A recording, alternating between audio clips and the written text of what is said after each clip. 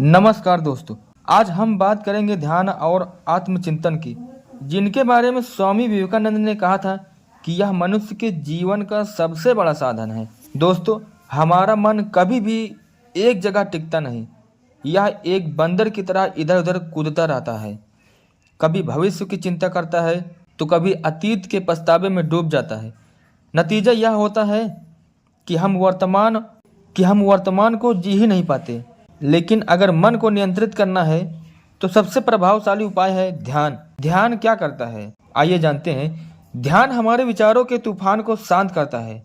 जब आप अपनी आंखें बंद करते और केवल अपनी सांसों को महसूस करते हैं तो धीरे धीरे आपका मन शांत होने लगता है। आपको लगता है जैसे भीतर से एक शांति बह रही हो जो हर उलझन को मिटा रही हो। और जब हम इस शांति में बैठते हैं तभी आत्मचिंतन संभव होता है। आत्मचिंतन यानी अपने आप से सवाल करना, मेरे विचार कहाँ से आ रहे हैं, क्या ये वास्तव में ज़रूरी है, क्या ये मेरे जीवन को आगे बढ़ा रहे हैं या मुझे और उलझा रहे हैं। स्वामी विवेकानंद ने कहा था, जो व्यक्ति दिन में एक बार भी शांत बैठकर आत्मनिरीक्षण करता है वह हजारों भ्रमों से मुक्त हो सकता है।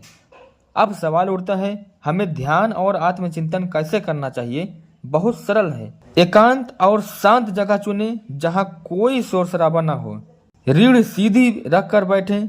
शरीर ढीला लेकिन स्थिर होना चाहिए। आंखें बंद करें और धीरे धीरे सांस पर ध्यान दें।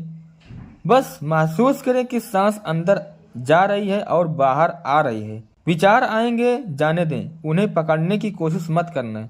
अब धीरे धीरे आत्मचिंतन करें। सोचें कि दिन भर में आपने क्या सही किया और क्या सुधार कर सकते हैं। दोस्तों, जब आप रोज केवल 10 से 15 मिनट ध्यान और आत्मचिंतन करेंगे तो आपको लगेगा कि आपका मन स्थिर हो रहा है। तनाव, चिंता और बेचैनी धीरे धीरे कम होने लगेगी। और सबसे बड़ी बात, आपको अपने असली स्वरूप की झलक मिलेगी। याद रखिए, ध्यान हमें भीतर से मजबूत बनाता है और आत्मचिंतन हमें सही दिशा दिखाता है। इन दोनों को अगर आदत बना लिया तो जीवन की हर उलझन सुलझने लगेगी। तो आइए प्रतिदिन कुछ समय निकालकर ध्यान और आत्मचिंतन को अपने दिनचर्या का हिस्सा बनाएं, क्योंकि यही है सच्चे सुख और शांति का मार्ग। धन्यवाद।